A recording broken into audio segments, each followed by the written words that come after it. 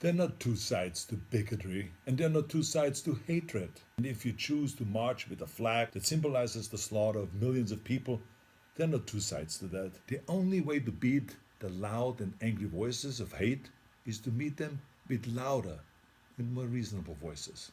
And that includes you, President Trump. In fact, as president of this great country, you have a moral responsibility to send an unequivocal message that you won't stand for hate and racism. Now let me help you write your speech here a little bit.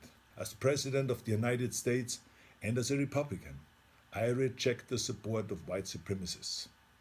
The country that defeated Hitler's armies is no place for Nazi flags.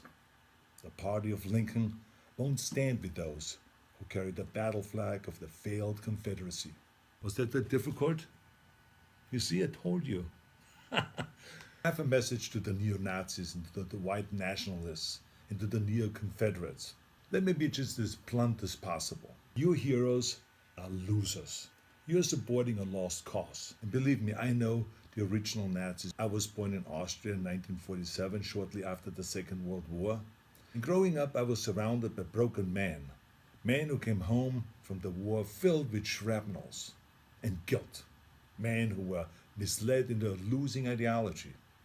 And I can tell you that these ghosts that you idolize spent the rest of their lives living in shame. And right now, they're resting in hell. I know that you weren't born with these hateful views.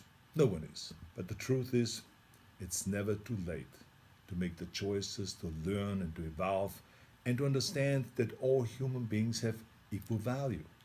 If you say, Arnold, hey, I was just at the march, don't call me a Nazi, I have nothing to do with Nazis at all. Let me help you. Don't hang around people who carry Nazi flags, give Nazi salutes, or shout Nazi slogans. Go home. Or better yet, tell them that they're wrong to celebrate an ideology that murdered millions of people. And then go home. You're so lucky to live in a country that gives you every right to say horrible things. But think about how you could actually use that power for something good. Those of you who have been silent, you must also evolve. I have learned a long time ago that the only way we can really eliminate hatred is to face it head on. This is not always comfortable, of course, but stereotypes about racism, religion, gender, anything else, they're like cancer.